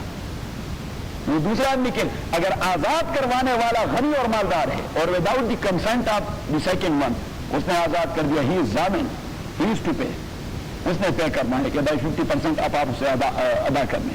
لیکن اگر وہ خود بھی ہمارے جیسے بھوکا مرتا ہے تو اس نے کیا ادا کرنا ہے چودھری صاحب کو؟ تو چودھری صاحب یا خود آزاد کر دے اللہ کے لیے, اور اگر وہ آزاد نہیں کرتا تو وہ اس غلام سے کہہ دے گا کہ بھائی آپ کی مارکیٹ ریٹ یا مارکیٹ ویلیو یا کیا فیس ویلیو یا بلو بک کہتے ہیں, کیا کہتے ہیں گاڑیوں کے مسئلے, ہاں بلو بک, کہ بلو بک والی آپ کی قیمت جو ہے وہ $100,000 ہے. $100,000, 50% آپ آزاد ہو گئے, 50,000 چلے گئے, میرے 50,000 آپ کہیں سے کما کے مجھے دے دے, آزاد ہو جاؤ گے. اسے کہتے ہیں عبد ساعی. کیا کہتے ہیں؟ عبد ساعی. ساعی مینس کوشش کرنے والا, to try hard to earn something and to give to second one, کہ دوسرے کو دے دے. اور تیسرا ہے عبد مکاتب, مکاتب کو اپنا مالک کہہ دیتا ہے کہ اگر آپ نے مجھے $10,000 کما کے دے دیے تو آپ آزاد ہو جاؤ گے. صحیح ہے؟ تو اسے کہتے ہیں وفر رقاب. اسے کیا کہتے ہیں؟ وفر رقاب. کہ اس مکاتب کو جلدی جلدی زکات کے پیسے دے دیں تاکہ وہ آزاد ہو جائے. بات ذہن میں آ گئی؟ چودھری صاحب اسے کہتے ہیں فقہ. اور لوگ کہتے ہیں یہ فقہ کہاں سے آئے؟ الناس اعداء بما جہلوا. علماء عرب فرماتے ہیں کہ جو لوگ جس چیز کو نہیں جانتے اس کے دشمن بن جاتے ہیں. یہ ہمارے شیخ فرمایا کرتے تھے کہ یہ فقہ سمجھنا ہی کوئی ماموں کا گھر توڑا ہے. کیا خیال؟ ہاں. اور پھر ایک اور طریقہ ہے ان کے آزاد کرنے کا کہ اسے مدبر بنا دیں. مدبر کا طریقہ یہ ہوتا ہے کہ اگر میرا غلام ہے میں مروں گا تو وہ تو میری پراپرٹی ہے, تو میری property like all other properties of mine it will certainly go to my heirs. میرے جو ورثاء ہیں ان کو مل جائیں گے, یہ غلام بھی ان کی ملکیت میں چلا جائے گا. صحیح, لیکن میں نے کہہ دیا کہ انت عتیق دبر منی, میرے مرنے کے بعد آپ آزاد ہیں. اسے کہتے ہیں عبد مدبر. کیا کہتے ہیں؟ عبد مدبر. تو عبد مدبر کا شرعی حکم یہ ہے کہ یہ نہ آپ پھر فروخت کر سکتے ہیں, نہ آپ اسے کسی کو گفٹ کر سکتے ہیں, نہ آپ اسے واپس غلام بنا سکتے ہیں. وہ آپ کی زندگی تک آپ کی خدمت کرتا رہے گا. یہاں پہ عزرائیل آپ کا روح لے اڑا اور وہاں پہ وہ آزاد ہو گیا. تو اسے کہتے ہیں عبد مدبر. کیا کہتے ہیں؟ جلدی ختم کر دیں. اچھا, اور پھر شریعت اسلامیہ نے کہہ دیا یہ ہم جو شادی کرتے ہیں تو شریعت کے ایک دو الفاظ بول لیتے ہیں. کیا بول لیتے ہیں؟ ایک دو الفاظ کہ یہ فلانا جو فلاں کی بیٹی ہے بعوض اتنے مہر کے نکاح صحیح شرعی محمدی کے اساس پہ آپ نے قبول کر دیا ہے, تو وہ کہہ دیتا ہے کہ میں نے قبول کر دیا. صحیح, وہ میاں بیوی بن جاتے ہیں, میاں بیوی بن. اور ناؤ دی شوہر اور دی میاں has all the right to exploit اور ٹو یوٹیلائز اور ایز یو ایکسپریس, جس طرح بھی آپ کہیں. اسے کہتے ہیں ملکی نکاحی. اسے کیا کہتے ہیں؟ ملکی نکاحی. کیا کہتے ہیں؟ ملکی نکاحی means ownership by way of nikah. That's not that kind of ownership as you own your car or your house or something like that. لیکن اس کے لیے ٹرم ہے ملکی نکاحی. اس کے لیے اصطلاح ہے کیا؟ ملکی نکاحی کہ آپ سیکسول سیٹسفیکشن کروا سکتے ہیں کیونکہ آپ کو ملکی نکاحی حاصل ہے. کیا حاصل ہے؟ ملکی نکاحی in the way shown by شریعہ آپ اپنی سیٹسفیکشن کروا سکتے ہیں. اسے کہتے ہیں ملکی نکاحی. اور یہ جو غلام اور کنیز ہاتھ میں آ جاتی ہے اس کو کہتے ہیں ملکی یمینی. اس کو کہتے ہیں کیا؟ ملکی یمینی. اور ملکی یمینی یہ ملکی نکاحی سے زیادہ اسٹرانگ ہوا کرتا ہے, یہ سے زیادہ مضبوط ہوتا ہے. تو جب زیادہ مضبوط ہوتا ہے تو ملکی نکاحی کے ساتھ تو صرف بزا مین سیکسول سیٹسفیکشن وہی حق آپ کا بن جاتا ہے. وہاں نکاح کے صورت میں آپ کو صرف سیکسول سیٹسفیکشن کا استحقاق پہنچتا ہے. اس کے علاوہ آپ نہ اپنی بیوی کو فروخت کر سکتے ہیں کہ فروخت کرتے ہیں, ہاں نہ کسی کو گفٹ کروا سکتے ہیں. انا للہ و انا الیہ راجعون. یعنی اس قسم کا کوئی تصور, اس لیے کہ وہ بڑا ضعیف استحقاق ہے, یعنی کمزور ملکیت ہے آپ کا اس کے اوپر, صرف سیکسول سیٹسفیکشن کی حد تک بس, نتھنگ ایلس. بات ذہن میں آ رہی؟ لیکن جب جو کنیز آپ کی ملکیت میں آ گئی تو ملکی یمینی اتنی اسٹرانگ ہے کہ ایک کی ہولی سولی body along with private parts of body وہ آپ کی ملکیت میں داخل ہو گئے. لہذا ملکی نکاحی ملکی یمینی کے ساتھ ایز اے سپلیمنٹ ثابت ہو جاتا ہے. یہ ہم آپ کو اسلامک جورسپروڈنس پڑھائیں گے تو پھر آپ کو سمجھ آ جائے گی. اللہ تعالیٰ رحم فرمائے. چودھری صاحب اور چودھری صاحب, اللہ رحم فرمائے ابو حنیفہ پر, اللہ رحم فرمائے شافعی پر, اللہ رحم فرمائے مالک اور احمد پر, اور اللہ رحم فرمائے ائمہ مجتہدین پر. کیا کمال کر دیا ہے, بس حلوے کا لقمہ بنا دیا, ہمیں دے دیا کہ نہیں لینے کہ شریعت نے یہ حکم کیوں دے دیا. اور لوگ کہتے ہیں عام آدمی کے وہ بخاری کے اندر حدیث ہے, ارے بے وقوف کے بچے آپ بخاری کو کیا جانتے ہیں. ہمارے شیخ فرمایا کرتے ہیں خریتا گورا پس آرا شپیتا گورا, کہ گدی کو دیکھو اور ڈیزرٹ میں رات گزارنے کو دیکھو. زید عمر بکر کو دیکھو اور بخاری کے حوالے کو دیکھو. انا للہ و انا الیہ راجعون. ہمارا بیڑا غرق ہو گیا 30 35 40 سال سے, ہم ابھی تک نہیں سمجھ رہے ابو حنیفہ کو فالو کر رہے ہیں. اللہ اکبر. انا للہ. ذرا قرآن کی لفظی معنی تو ہمیں سمجھائیں. بس لفظ قرآن کے لفظ میں نے سمجھا، پھر قرآن کو دیکھیں گے کیوں صحیح سب. وہ پھر رقاب والغارمین، اور مقروضوں کو دے دے، وہ مقروض جو کسی جائز ضرورت کے حصول کے لیے مقروض بن چکا ہے. فار ایگزامپل ایک آدمی شادی کر رہا تھا اور قرضہ لے چکا ہے، لیکن وہ شادی کی بات نہیں کر رہا جو پنجاب میں ہو رہی، میں شرعی شادی کی بات کر رہا ہوں. پنجاب میں تو وہاں ڈیمانڈ کرتے ہیں کہ آپ دہیز میں کتنا کچھ دیں گے، ٹھیک ہے نا. اور بلوچستان میں پھر دوسرا عذاب ہے، وہ دوسری طرف کا ہے، وہ دوسری طرف کا عذاب ہے. وہ شوہر سے کہہ دیتا ہے کہ 3 لاکھ روپے دیں گے، اور جب 3 لاکھ روپے پورے ہو جائے تبھی وہ شادی کرتا ہے. ادروائز اس نے لگا رہنا ہے، مختلف قسم کے لیبرز کرنے ہیں، وہ 3 لاکھ روپے جمع کرنے ہیں. صحیح سیدھا سادہ کام ہمارے پٹھانوں کا ہے. سرحد میں ہم بڑے سیدھے سادے لوگ ہیں بھائی. ایک چھرپائی بنا دیتے ہیں، 2 کرسیاں، 1 ٹیبل، 1 چائنک، 6 پیالیاں، 6 پلیٹس، صحیح ہے، 10-12 جوڑے کپڑے. یہ کیا کہتے ہیں؟ بوندیا. بوندیا، وہ بوندیا بنا دیتے ہیں. ایک وہ بنا دیتے ہیں، ایک دیگچا دے دیتے ہیں، ایک چھولا دے دیتے ہیں، اگر بس میں ہے تو ایک پنکھا دے دیتے ہیں. بس نہیں ہمارے ہاں نہیں، ہمارے ہاں کوئی یہ تصور نہیں کر سکتا. خدا کے بندے وہاں گولی مارتے ہیں لوگ، خدا کے بندے. وہ آدمی پھر بیٹھ نہیں سکتا. یہ ہمارے کی بات نہیں ہے، بلوچستان کے پٹھانوں میں یہ خباثت ہے، اور افغانستان کے پٹھانوں میں بھی یہ خباثت ہے. ہاں یہ افغانستان اور بلوچستان کے، ہمارے سرحد میں یہ خباثت نہیں ہے. سرحد میں یہ کوئی تصور کر دے، خصوصاً سوابی 410 اور پشاور میں انا للہ و انا الیہ راجعون، وہ آدمی مسجد میں نہیں آ سکتا کہ دیوس آپ نے بیٹی کے پیسے بھی لیے ہیں. نہیں سمجھا کہ چوہدری صاحب کیا کہہ رہا ہے.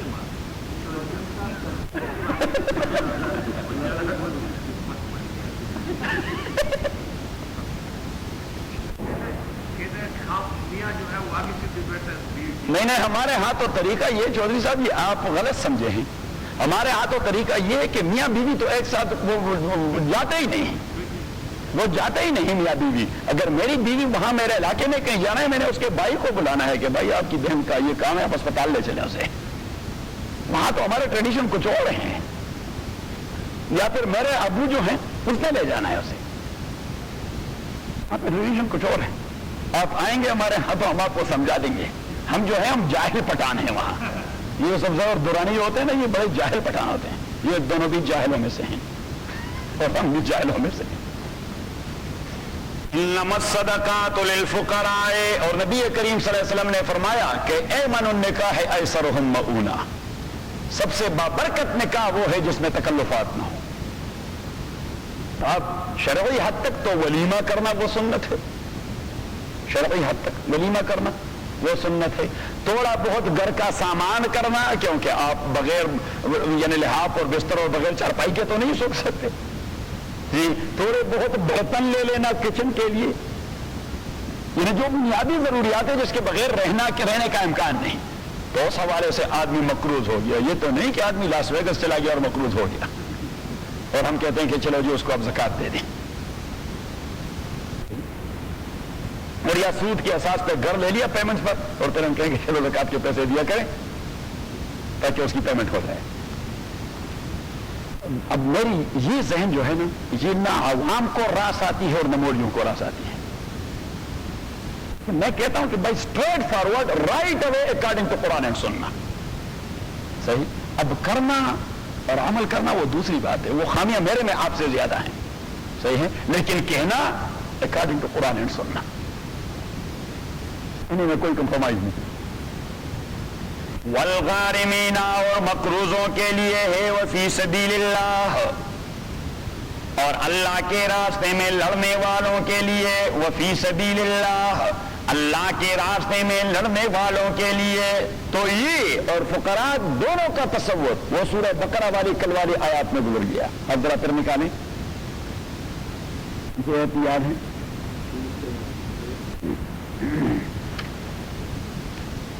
73 للفقراء الذین صدقات الفقراء کے لیے احصروا فی سبیل اللہ، احصروا فی سبیل اللہ، جنہیں بند کیا گیا ہے اللہ کے راستے میں۔ کس نے بند کر دیا؟ انہوں نے اپنے لیے یہ راستہ خود منتخب کر دیا ہے، یا مجاہد بن گیا ہے والنٹیئر، اور یا طالب علم بن گیا ہے، تو کسی نے ان کو بند نہیں کیا۔ والنٹیئر کو کوئی بند نہیں کرتا، وہ خود اپنے آپ کو بند کروا دیتا ہے اللہ کے لیے۔ confined to the way of Allah subhanahu wa ta'ala, confined to the deen of Allah subhanahu wa ta'ala, otherwise he can go somewhere to earn money and dollar، لیکن وہ نہیں جا رہا، وہ کہتا ہے میں نے جہاد لڑنی ہے، وہ نہیں جا رہا، وہ کہتے ہیں میں نے قرآن سنت کی تعلیم حاصل کرنی ہے۔ تو وہ فی سبیل اللہ، یہاں سے ہم نے اس فی سبیل اللہ کے امام ابو حنیفہ رحمۃ اللہ علیہ یہاں سے پک کر دیا، اور محمد بن حسن الشیبانی جو امام ابو حنیفہ رحمۃ اللہ علیہ کے سینئر اسٹوڈنٹ ہے،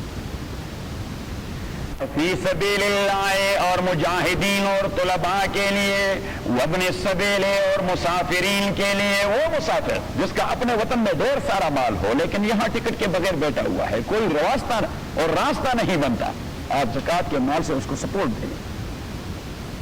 فریضۃ من اللہ، فریضہ ہے اللہ کی جانب سے، واللہ، اللہ تعالیٰ، علیم، علم رکھنے والا ہے، حکیم، اور حکمتوں کو جاننے والا ہے۔ وَمِنْهُمُ الَّذِينَ یوزون النبی، اور ان منافقین میں بعض وہ لوگ ہیں یوزون النبی جو رسول کریم صلی اللہ علیہ وسلم کو ٹارچر کرواتے ہیں، torture by way of expression, برے الفاظ سے اسے ہارم کرتے ہیں۔ وَمِنْهُمُ الَّذِينَ، اور میں کچھ وہ لوگ ہیں یوزون النبی جو رسول کریم کو تکلیف پہنچاتے ہیں، وَيَقُولُونَ، اور وہ کہہ دیتے ہوا اذن، ہوا اذن، کہ یہ کان رکھتا ہے بس، وَيَقُولُونَ ہوا اذن، یہ اصطلاح تھی عربوں کی کہ جس آدمی کا کوئی عقل نہ ہوتا اور وہ کوئی مائنڈ اپلائی نہ کرتا، بس بات ہی سنتا رہتا اور اس پہ عمل کرتا رہتا، تو وہ کہہ رہے تھے اذن، یعنی مین کہ وہ بے وقوف ہے۔ رسول کریم کے متعلق کہتے رہے کہ یہ بے وقوف آدمی ہے، آدمی جو بات بھی اسے کرے بس وہ سن جاتا ہے اور ہاں کر دیتا ہے، یعنی مینس کہ اس کا کوئی عقل نقل کام کرتا نہیں۔ وَمِنْهُمُ الَّذِينَ يُؤْذُونَ النَّبِيَّ، اپنی سبق پہ بھائی، وَمِنْهُمُ الَّذِينَ يُؤْذُونَ النَّبِيَّ، اور ان میں بعض وہ لوگ ہیں یؤذون النبی جو رسول کریم کو ایذا دے دیتے ہیں، وَيَقُولُونَ، اور کہہ دیتے ہیں ہوا اذن، یہ کان رکھتا ہے فقط، یہ اور ہمارے ہاں بھی ہے، ہمارے ہاں پشتوں میں بھی ہے، فلانے وگلری، وہ فلانے صرف وگلری، صرف وگلری مینز وہ صرف کان ہی رکھتا ہے، بس سنتا ہے، اس کا اپنا کوئی عقل ہے نہیں کہ کوئی سوچے، لوگوں کی باتوں کو سنتا رہتا ہے، مینز بے وقوف ہے ادر ورڈز۔ وَيَقُولُونَ، اور کہہ دیتے ہوا اذن، یہ کان رکھتا ہے فقط، تو یہ جواب اللہ کی جانب سے کہ قل، آپ کہہ دیجئے او میرے نبی، ہاں ہاں میں کان رکھتا ہوں، اذن خیر لکم، لیکن میں سنتا ہوں خیر کی باتیں آپ کے لیے، تبھی تو میں خیر آپ کو سناتا ہوں کہ میں کان رکھتا ہوں، اللہ مجھے خیر کی باتیں سنا دیتا ہے، میں آپ کو سنا دیتا ہوں۔ اسے کہتے ہیں آدمی کو ساکت کروانا، خاموش کروانا، صحیح ہے؟ آپ لڑے نا کہ بس اٹھ کے ان کے گریوان پکڑے اور بس یہ تو مسئلہ ختم ہو گیا، پھر آپ کی بات آگے نہیں چل سکتی، اب تو کنفلکٹ میں پڑ گئے، نہیں انہیں کہتے ہاں ہاں میں کان رکھتا ہوں، خیر کی باتیں سن کے پھر آپ کو کنوے کر دیتا ہوں۔ وَيَقُولُونَ هُوَ أُذُنٌ، قُلْ أُذُنُ خَيْرٌ لَكُمْ، آپ کہہ دیجئے اذن خیر لکم کہ یہ آپ کے لیے خیر ہی سنتا رہتا ہے، یہ خیر سننے والا ہے آپ کے لیے، خیر سن، ایک معنی یہ، دوسرا معنی قل، آپ کہہ دیجئے اذن خیر لکم کہ یہ آپ کے لیے خیر ہی سنتا رہتا ہے، مینز کہ یہ تو سنتا ہے بات کو، تبھی تو آپ بے وقوفوں کے عذروں کو جاننے کے باوجود بھی قبول کر لیا، ادروائز اسے آپ کے نفاق کا پتہ نہیں، آپ کے نفاق کا پتہ یہ اس کے شرافت کا عالم ہے کہ جس کی بات سنی اسے ہاں کر دیا کہ چلیں آپ بھی گھر بیٹھ جائیں، چلے آپ بھی گھر بیٹھ جائیں۔ تو یہ ہے ان کا جواب تب تک سے دینا۔ اور تیسری بات وَيَقُولُونَ وَأُذُنُ، قُلْ أُذُنُ خَيْرٌ لَكُمْ، آپ کہہ دیجئے اذن خیر لکم کہ یہ آپ کے لیے خیر کی باتیں سن رہا ہے، یعنی آپ کی جانب سے بھی اگر خیر کی بات ہو تو وہ سنتا رہتا ہے، کہ وہ انمٹی کو اس راستے میں رکاوٹ نہیں بنا دیتا کہ نہیں یہ آدمی میرا مخالف ہے، خیر کی بات اس کی بھی نہیں سنتا. بات ذہن میں آ گئی؟ یؤمن باللہ و یؤمن للمؤمنین، یہ رسول پاک تو اللہ پہ یقین رکھتا ہے، و یؤمن للمؤمنین، اور مسلمانوں پہ یہ اچھا ظن رکھتا ہے. مسلمانوں کے لیے یؤمن للمؤمنین مین کہ مومنوں کے لیے مان لے آتا ہے، نہیں، مومنوں کے لیے یہ اچھا حسن ظن رکھتا ہے، مومنوں کے لیے یہ حسن ظن رکھتا ہے. تو یہ سنتا تب ہے کہ ہر ایک آدمی کے متعلق اس کی رائے یہ ہوتی ہے کہ اچھا انسان ہے، اور یہ ایک اچھی آدمی کی پہچان ہوتی ہے کہ بھائی ہم سے یہ بھی اچھا ہے، یہ بھی اچھا ہے، یہ بھی اچھا ہے.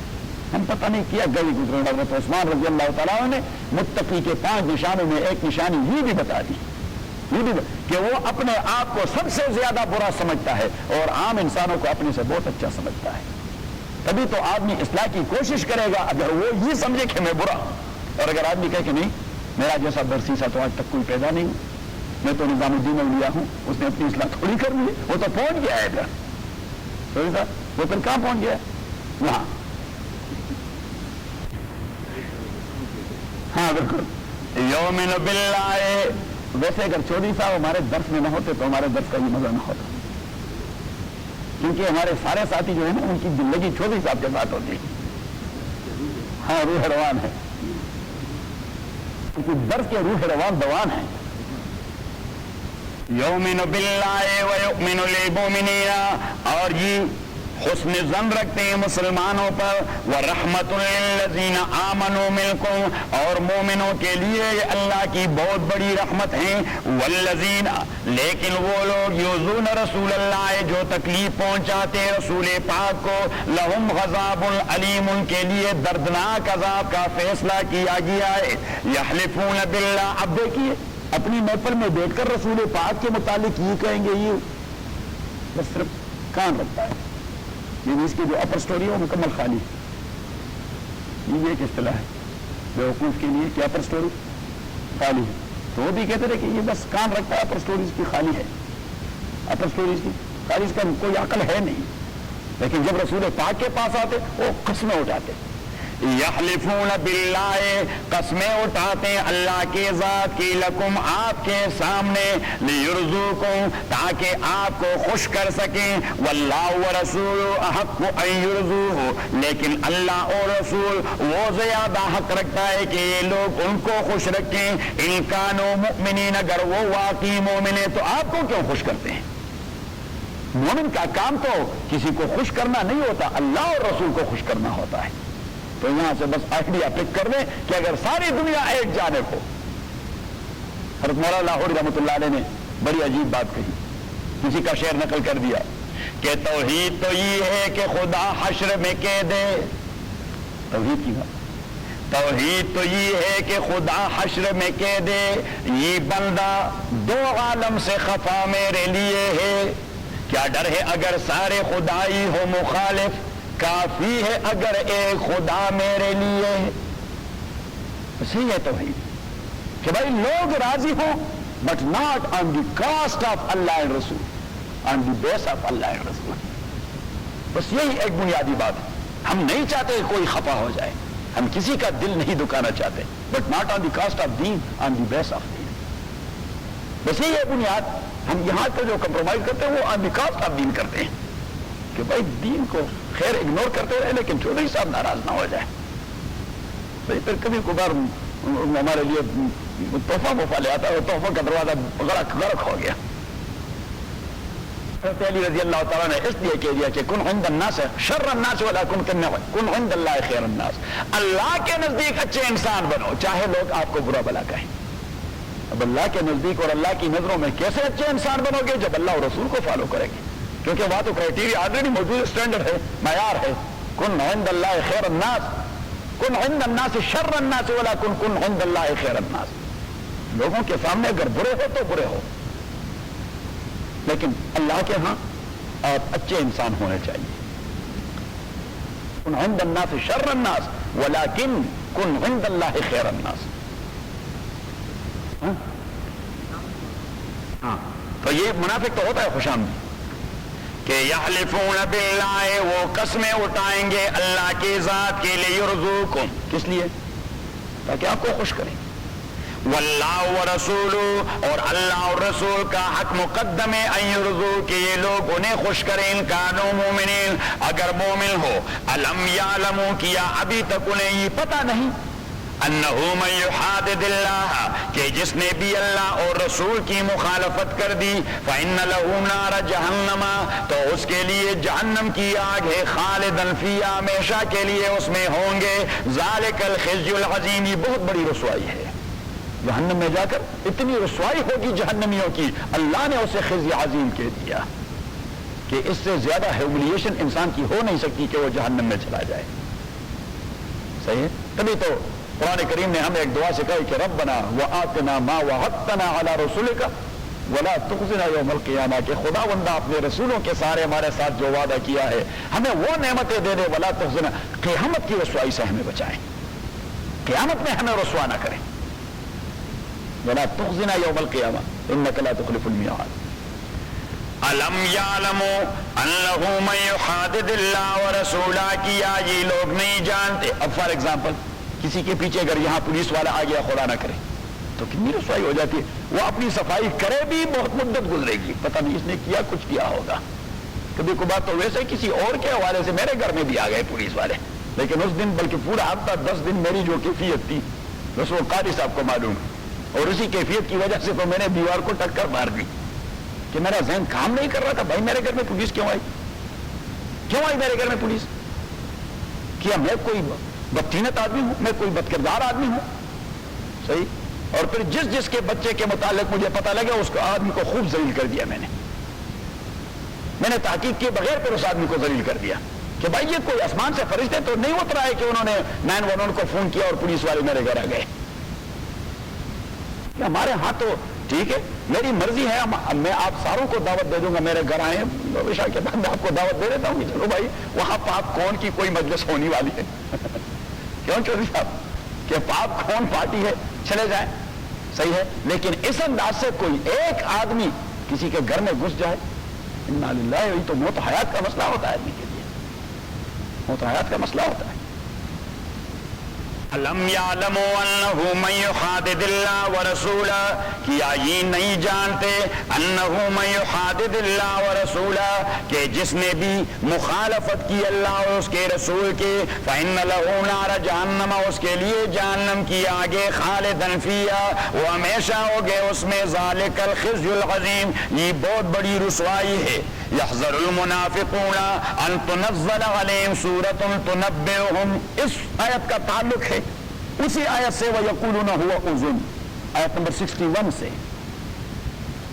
کہ بھائی ٹھیک ہے اس آدمی کا عقل تو کام نہیں کرتا، پر سٹوری اس کی خالی ہے، لیکن اس کے پاس تو وہی بھی آتی ہے. منافقین کو یہ پتا ہوتا کہ ہم یہاں جو بکواس کرتے ہیں اس کے پاس جا کر کوئی ایسی اچھی